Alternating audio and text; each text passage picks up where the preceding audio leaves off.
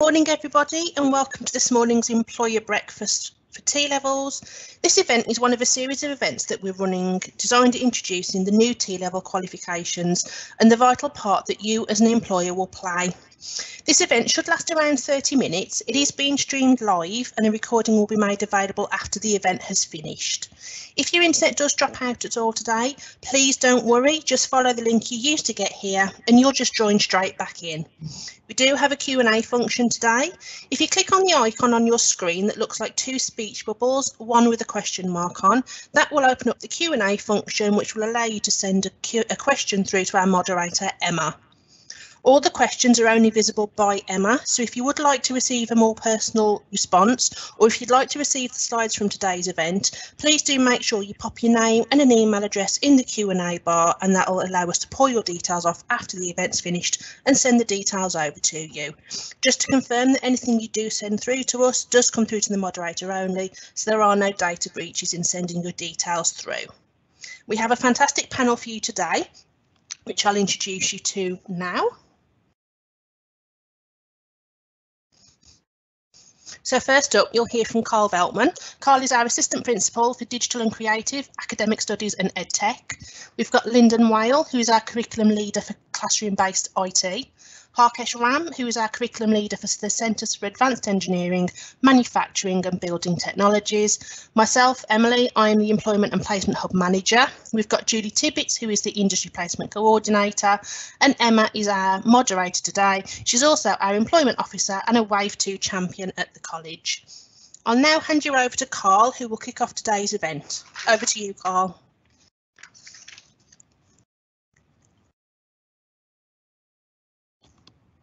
Okay, good morning everyone. Delighted to welcome you to this breakfast meeting and very excited to talk to you about our T-level qualifications that we've started with our learners this year.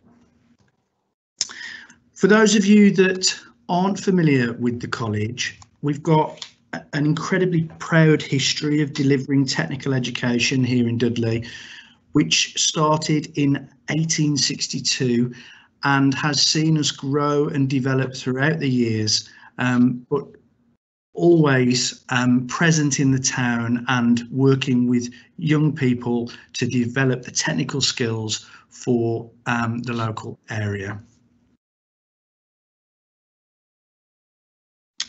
Now, it's fair to say that in the late 90s and early 2000s, the college's reputation wasn't where we would have liked it to have been. But following that, we put a £60 million investment into our estate to provide young people, employers and the local region with the outstanding facilities that you can see on the screen right now. We've got some fantastic buildings, we've got the latest tech, and we really do provide our learners with the very best teaching and learning experience.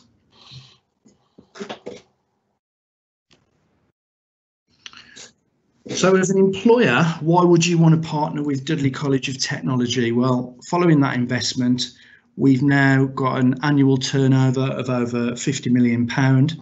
In 2017, we were rated outstanding by Ofsted.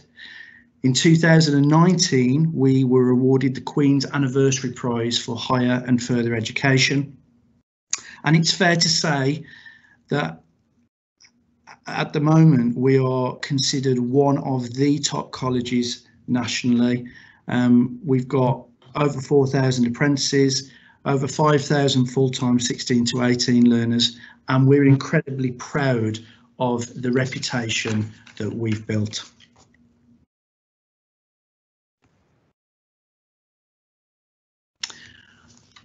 For those of you that are familiar with our estate, we've actually created what we refer to as the Learning Quarter, and that really has transformed parts of the town centre and has created a university-style campus, really, that our learners can work from, move between, and has been instrumental in regenerating and developing the town and the opportunities that we provide the young people in the borough.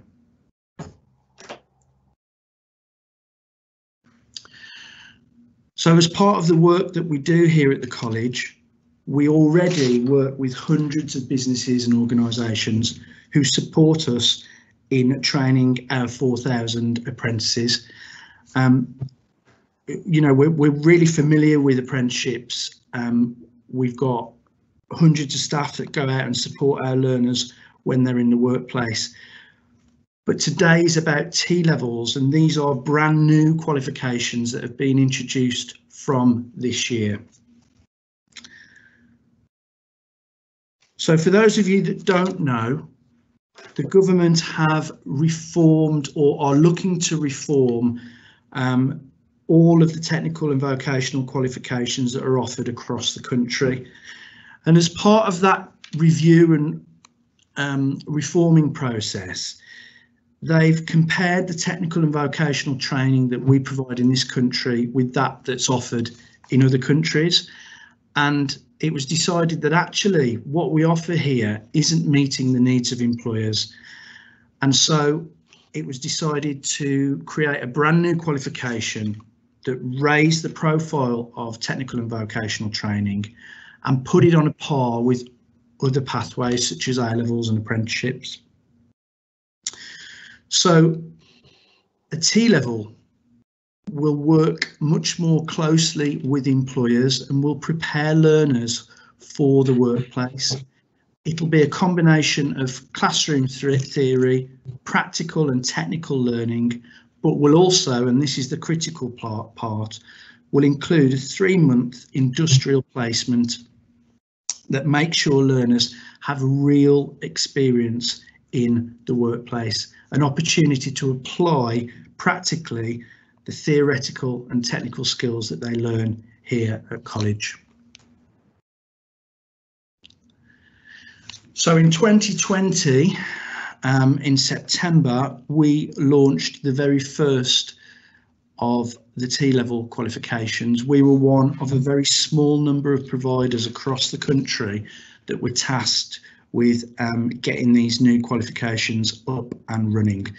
So we're running T-levels in childcare education, digital, which is a digital production, design and development pathway, and construction with the design, surveying and planning pathway. Now you might be wondering how a T-level is different to the other types of qualification that we deliver here at the college. As I said, the main difference is that a T-level programme will include a 45-day work placement. That's equivalent to approximately 20% of the programme of study.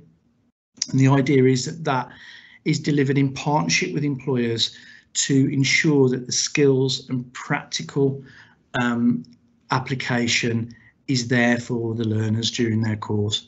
80% of the programme is delivered in the classroom.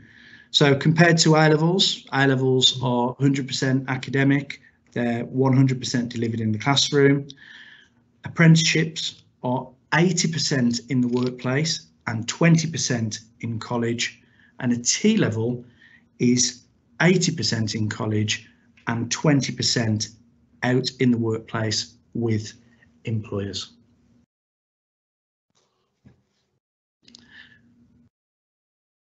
The rollout of these qualifications is set to accelerate over the next couple of years.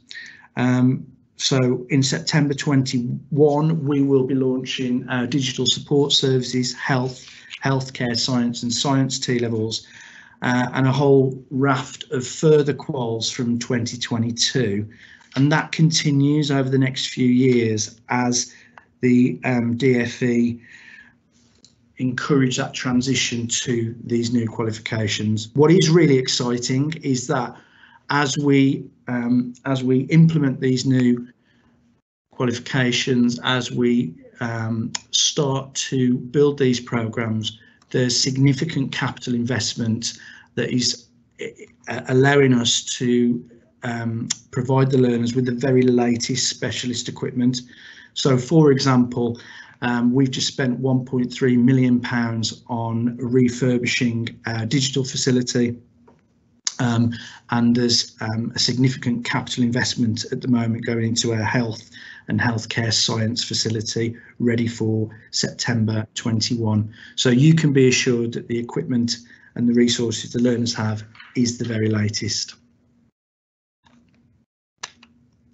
So what I'd like to do now is hand over to Lyndon, who will talk to you in a bit more detail about the digital T-level. Morning, everybody. I'm Lyndon, the curriculum leader for computing and digital based studies at Dudley College, and I'm going to talk to you about our digital T-level, which is titled Digital Production Design and Development. It's a 2-year programme, like Carl explained, and the slide illustrates there the breakdown of the qualification. It's actually 1,200 guided learning hours, but it's broke down into 3 main sections: core examinations, an employer set project, and an occupational specialism. As well as this, the learners by the end of the 2 years should have completed their maths and English qualifications, ideally to GCSE standards or functional skills. But we dictate that learners have to have this as an entry qualification before they come onto the programme. You can see the first year is graded A to E, and the second year is graded as a pass, merit and distinction. Overall, the qualification is graded as a pass, merit, distinction. The core examinations are actually a traditional college-based written exam that they will complete at the end of the first year. The employer set project, you have to be careful about that because it implies the employer actually sets it. They don't. It's an employer type scenario. That's a college-based scenario that's set over a number of hours. And in the second year, they complete an occupational specialism. If you look at the bottom left-hand corner, you'll see it mentions about an industrial placement, like Carl mentioned. That's approximately 45 days in placements, or a minimum of 315 hours. At the very bottom of the screen, you will also see additional qualifications required by the industry. We've got some really exciting options there, which I'll talk about, that we're including in our qualification as to really boost our learners. Looking at some of the key areas, the core topics, this is what's delivered in the first year. Okay, we cover topics like problem solving, introduction to programming, the impact and emerging issues with digital legislation, and a number of topics including security. The occupational specialism, which is covered in the second year, obviously this is applied in a work-based type scenario. And you can see a number of topics there that are covered, but you can see it's mentioned. There's a lot of emphasis on software. It's not an immediate giveaway in the name that in terms of production, design and development, but the qualification is based around software development. That's the key thing. So this program is designed for anyone who's looking for a career in web development, software development, coding. That is the emphasis of that one. After the first year, going through the core topics, you can see there's a host of knowledge developed by the learner, and you can see it's got a heavy emphasis on coding, programming, algorithms, testing, but also the moral and ethical issues, the codes of conduct, but also not just coding. You can see there's an emphasis on networks, cloud technology, threats, security. So it's a really good qualification that's been developed by employers, and it's spot on for really what industry requires at the moment. We're really excited about this one. The actual occupational skills that will be developed and can be applied in the workplace, you can actually see these are all the key topics, again, around software development, design, collaborative working, change management, testing of software. In the first year of the programme, we focus on one type of coding, one programming language, which is Python. Okay, the qualification dictates they have to learn more than one, and in the second year we expand that to coding languages such as PHP, SQL, HTML, CSS, JavaScript. So we embed those sorts of skills in the second year, and it's during this second year the learners will be in placement and actually applying these skills, hopefully within your business. Okay. I did mention at the start of the my section that about some industry based qualifications. What we're doing to enrich our learners and really make their qualification really valid and valued to employers, as well as achieving a T level, we are putting putting all our T level learners through some cloud-based Microsoft certifications, Microsoft Azure fundamentals, artificial intelligence, data fundamentals, and power platform fundamentals. These will be studied in college during the first year. The learners are just starting on this, and they will all have Microsoft certifications in place that they will have completed for Dudley College before they come to you as an employer. Okay, which is going to obviously instill a lot of confidence in the level of understanding they have these topics, and it's going to make them really employable in the future and really set a real bedrock for their on their CVs. Looking at the programme, to see how it's based over the 2 years, you can see that's our study programme. You can see at the top in 2020 and 2021, which we're currently on, they're studying the core, and they're moving on to the employer set project. They have their first examinations of the course in May and June, and the employer set project. So that is completed by the end of this academic year, by our summer. Okay, they will then move on to the second year, when they will complete the occupational specialism. It does mention at the bottom there, there's exam cores. Again, that's only if there's a resit requirement. Hopefully that won't be the case. The occupational specialism is the dominant feature of the second year, and also the industrial placement aspect of it, the 315 hours. The learners will be in college. The learners will be in college for 3 days a week, and that will give them 2 days a week to undertake their placement with you. If for some reason the employer prefers a block placement rather than a 2 day a week, then that can be accommodated as well.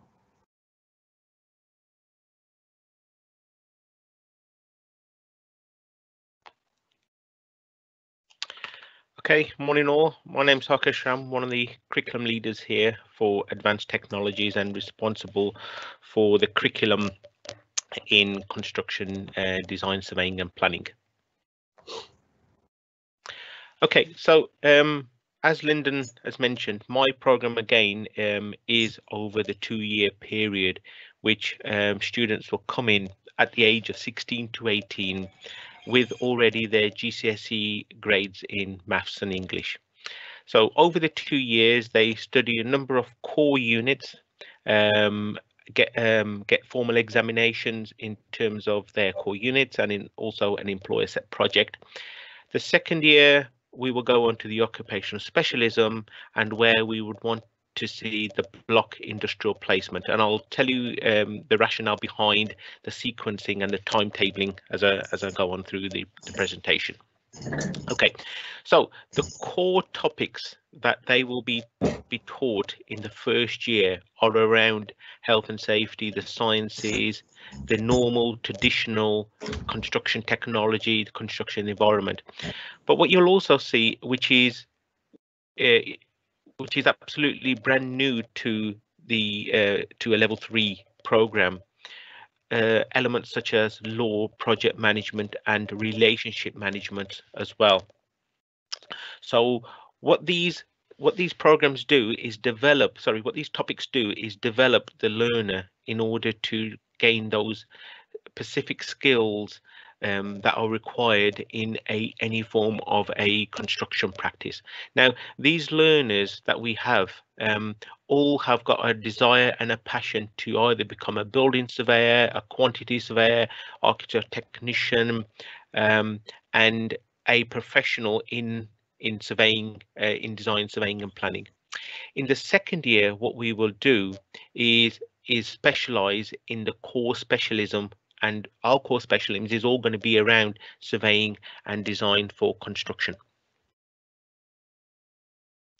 So the learners that we have will gain those valuable skills and behaviours to work on projects and outcomes required at various construction stages.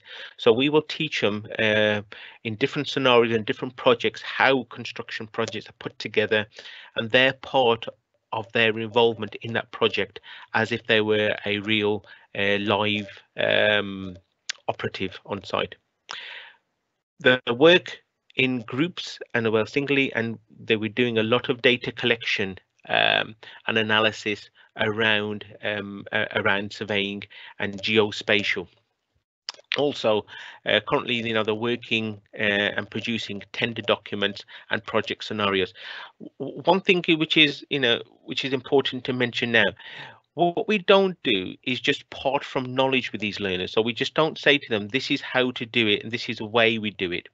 What we do is we teach them in a scenario-based, a project-based delivery.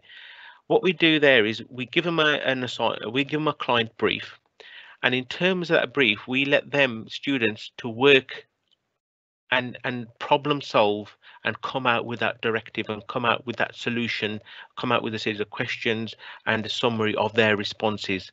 So and that is one of the beauties of the T level. The T level is designed to be harder than any other level 3 program or ONC equivalent. So it is, you know, the government has classified this as being a gold standard, as a level 3.5, as being quite intense, and it's been designed to that, so really to stretch and challenge these learners. So again, these learners are using a lot of digital technologies in responding to clients' briefs. So they, you know, they're using your CADs, you're using your Revits, you're using your Teklas and so forth. So they're doing quite a lot of intense design work, doing a lot of surveying in terms of geospatial surveying, traditional surveying, drone surveying, imagery and imagery work. As it, you know, it's because it's you know, then a lot of practical type of subjects. Also, you know, having a scope of different roles in construction, like, you know, as I mentioned, architectural, quantity surveying, project management, contract law, and also, you know, being able to apply project management techniques and application of construction law as well.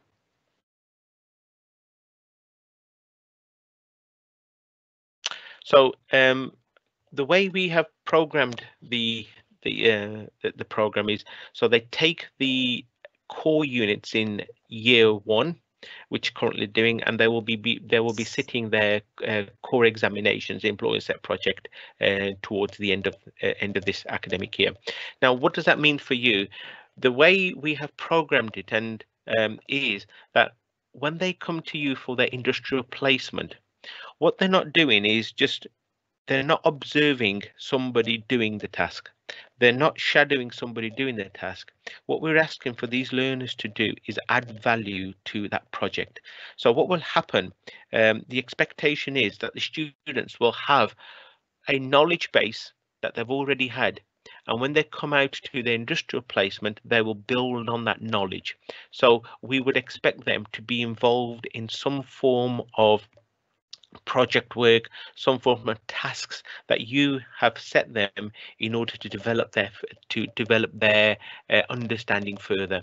So what we've done there, so in year 1, as I said, we've got the core units there. In year 2, we're looking at a block. It's starting from October onwards, you know, which will then give them a good good couple of months out with you guys, out in the placement.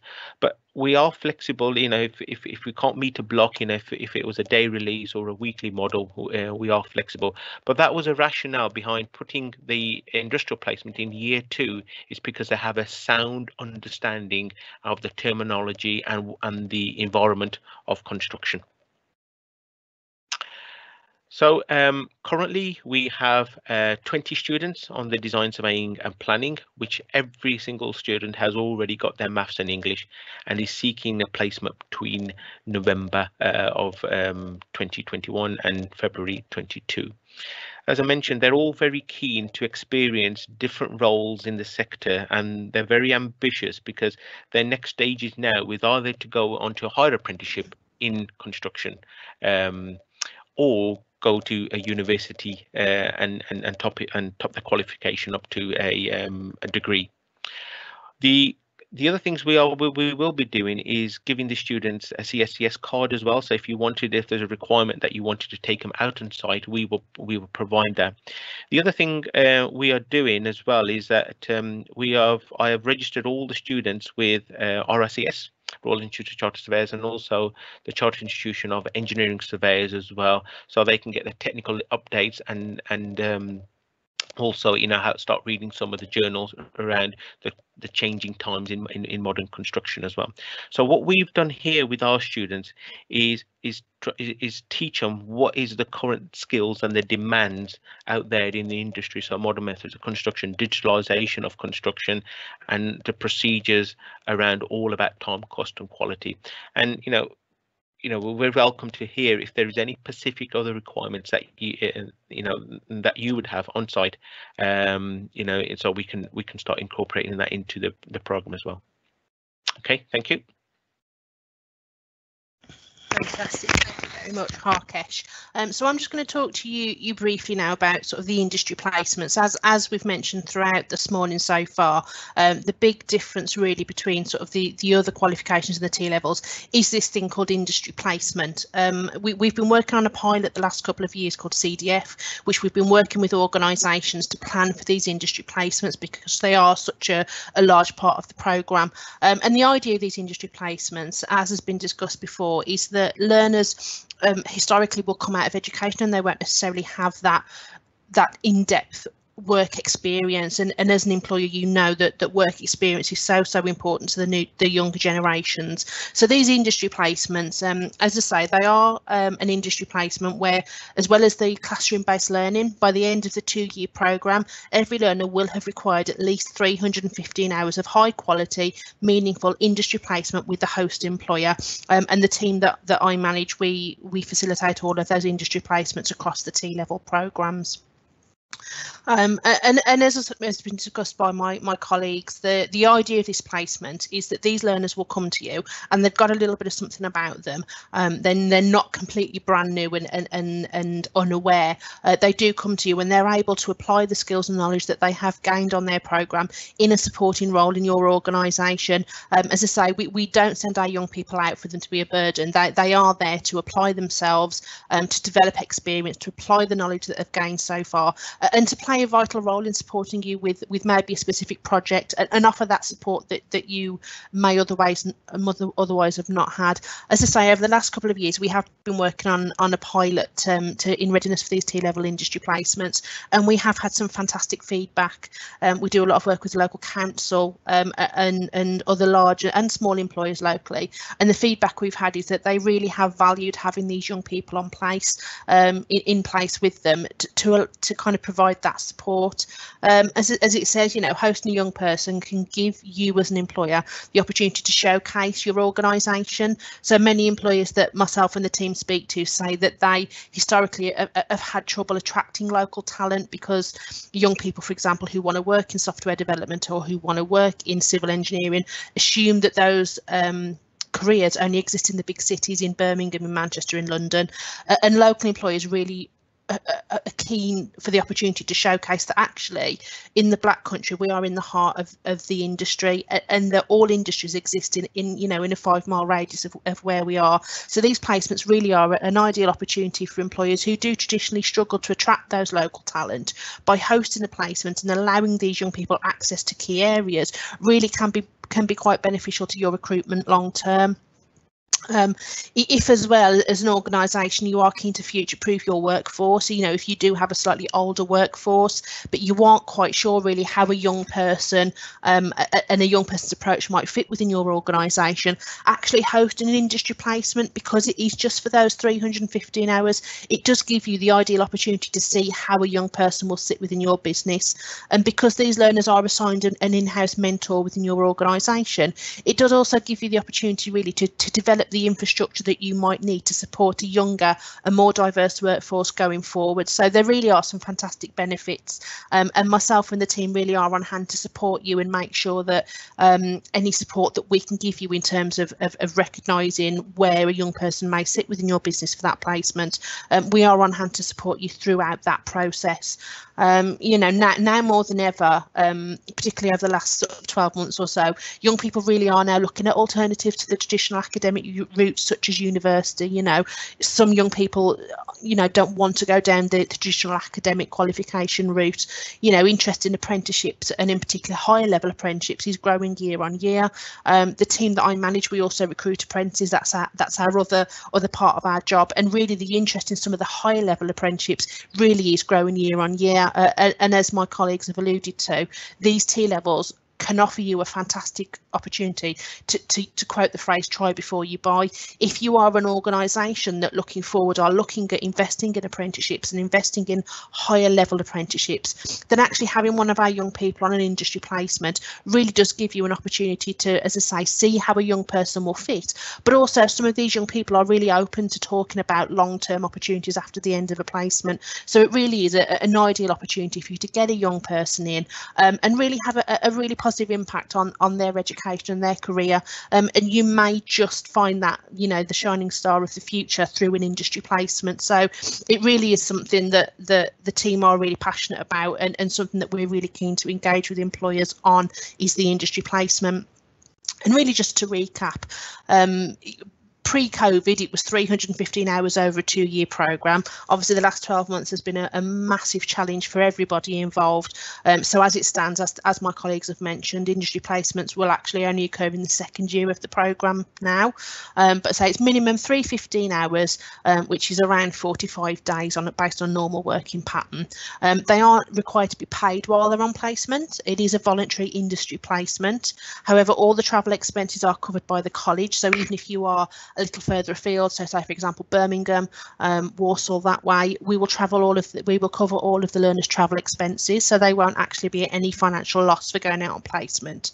If they are students who traditionally get lunch allowance as part of their college package, they will receive that on the days that they are out on placement as well. So learners will never actually be at any financial loss to go out on their placement. There is an element of funding available to cover any expenses, which my colleague Julie will cover shortly. And throughout the kind of pre-placement support, learners do come to you work ready. They have quite an intensive sort of pre-work training programme to make sure that when they come out to you, they are ready to step in on day one. And they do throughout their process and throughout their placement, they do have a regular on-placement reviews as well, so that if there are any sort of teething issues, we can pick those up quite early and put support in place to ensure that industry placement is successful. So there is plenty of support in place for learners, employers alike as well. I'm going to hand over now to my colleague Julie Tibbetts, who's now going to talk to you about some of the incentives and progressions. Thank you, Emily. So hello everyone. So I'm just going to recap on what's already been said. So the digital T-level obviously is designed for students who are looking for a career in software development or web development, or even the mobile app development, and the design, surveying and planning is for students that are looking for a career in the construction sector, with a focus on surveying, design, civil engineering and building design, as Harkesh sort of mentioned. So I'll try and keep it as brief as possible. So to talk about progression routes for the T-level completion, there's various routes and options for the students to progress. They can move into skilled employment, where they can gain junior roles, hopefully, in their chosen career, dependent on abilities. Junior software developer or junior civil engineer, whatever they're sort of choosing. And it's a great path to further study, such as a higher degree apprenticeship, as again my colleagues have mentioned. There's also an option for higher level technical study and university.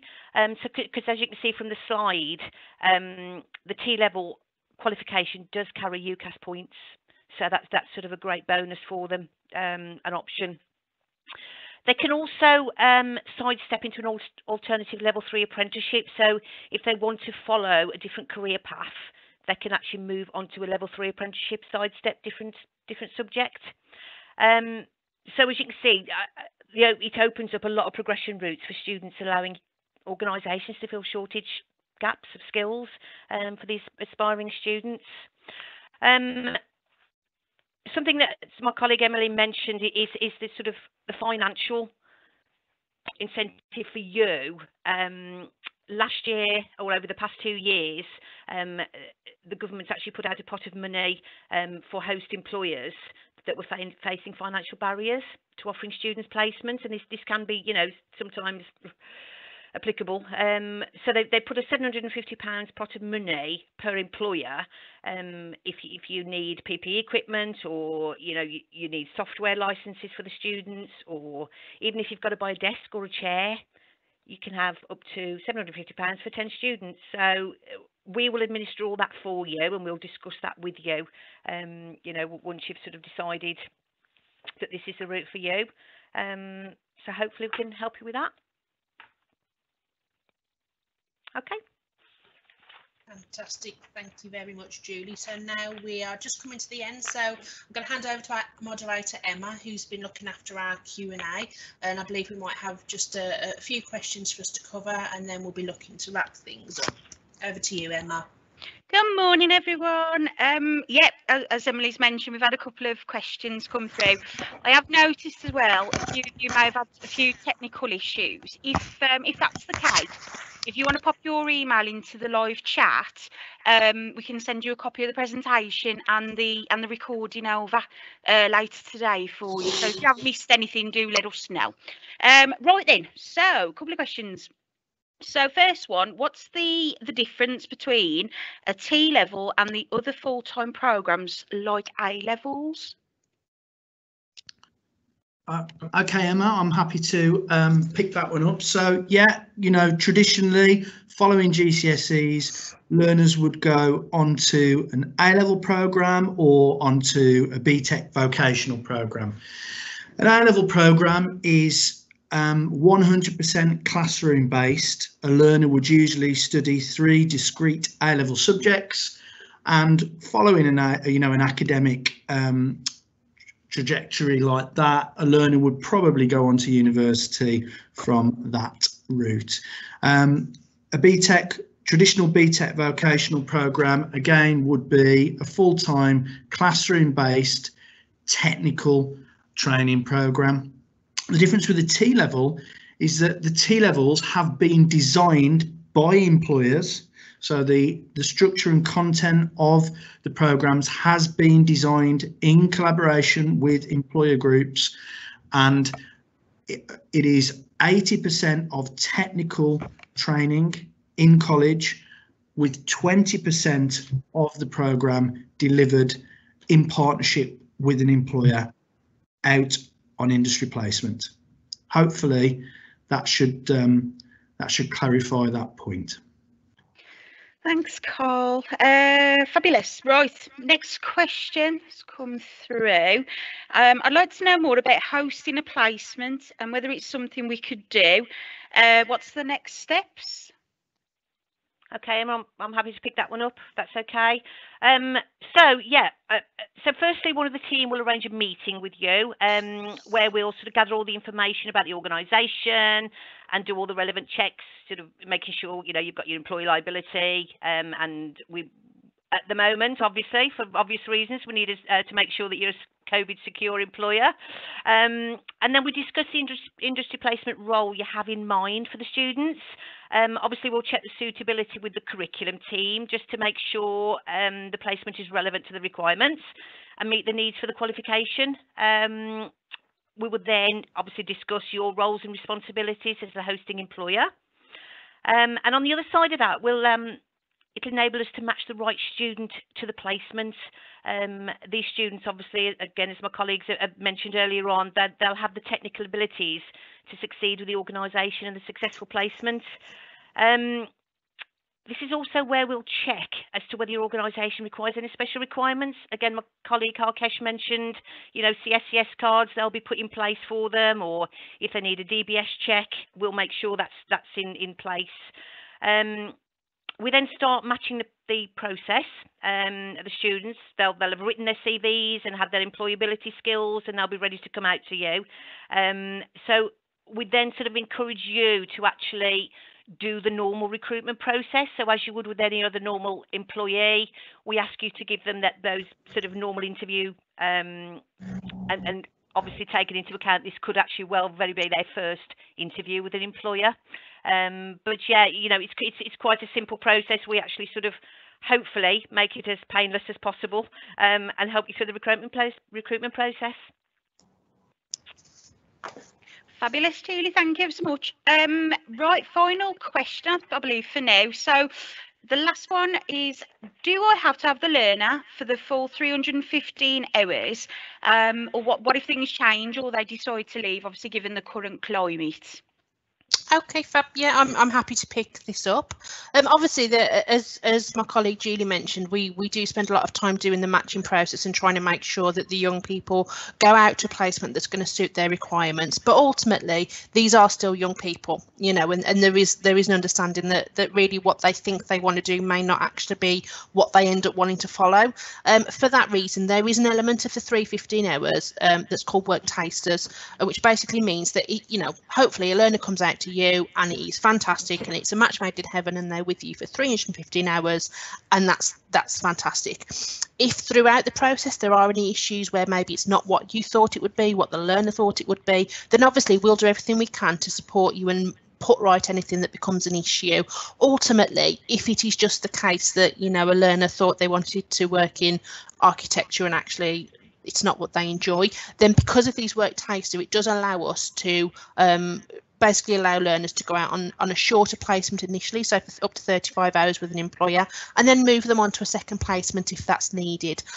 So ultimately, you're not going to be tied into keeping a learner for 315 hours if it's not the right fit for them. Obviously, we'll do everything we can to support and pastoral support in terms of making sure that if it can be kind of resolved, then we will resolve it. But ultimately, if a learner is not in the right placement, we do have the flexibility to take them out of that placement, claim up to 35 hours and put them in a second placement that's going to be more suited to their requirements, really. So as I say, hopefully they're with you for the full hours, but you're never going to be tied into that if it's just something that's not the right fit for them ultimately. Fantastic. And I think that's the end of the questions, is it, Emma? Yeah, that's it. Fabulous. Fab. Emily, Fantastic. Can I build upon something Carl said about the difference between A levels to T levels? Just to contextualise it in terms of my area, digital. What A levels basically are preparing people for university entry, whereas if you look at the T level content, there's a lot of content on the T level that you would not encounter on A levels. A lot of in-demand vocational content, things like cybersecurity, cloud-based technologies, programming language like JavaScript, CSS concepts, SQL, networking, those sorts of things you would not currently encounter on the A-level syllabus, because this qualification is very much focused on what industry is currently demanding. And also the fact we're adding on qualifications, like in my case, Microsoft certifications, and Harkesh is, in his case, there'll be qualifications that are relevant to the construction industry. You don't get that with A levels. So that's the real strength that makes a T level stand out from an A level. Yeah. Fantastic.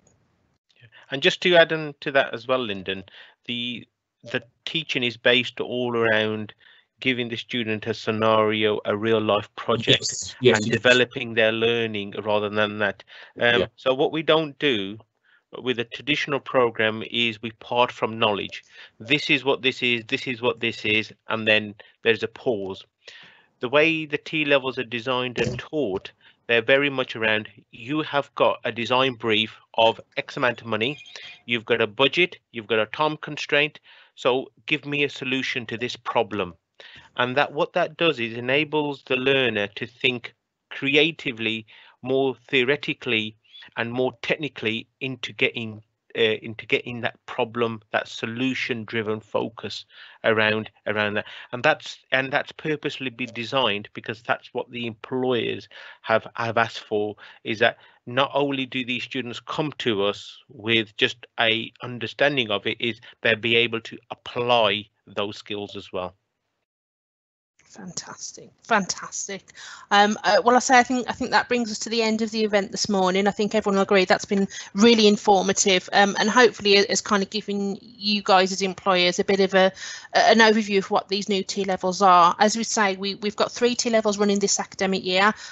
Wave 2 is coming out in September. We will be doing a series of these breakfast events over the coming weeks and months in terms of introducing the Wave 2, and obviously we really are keen to speak to as many employers as we can who want to support us on these new T-level qualifications. As we say, if you are wanting to receive the live link or the slides from today, please do pop your name and email address in the Q&A. That will come through to our moderator, and we can pull that off later on and send the details out to you. We will also be sharing it out on LinkedIn later on as well. But all remains for me to say is thank you very much for giving up your breakfast slot this morning, and we're very much looking forward to working with you, supporting our young talent going forward. Thank you.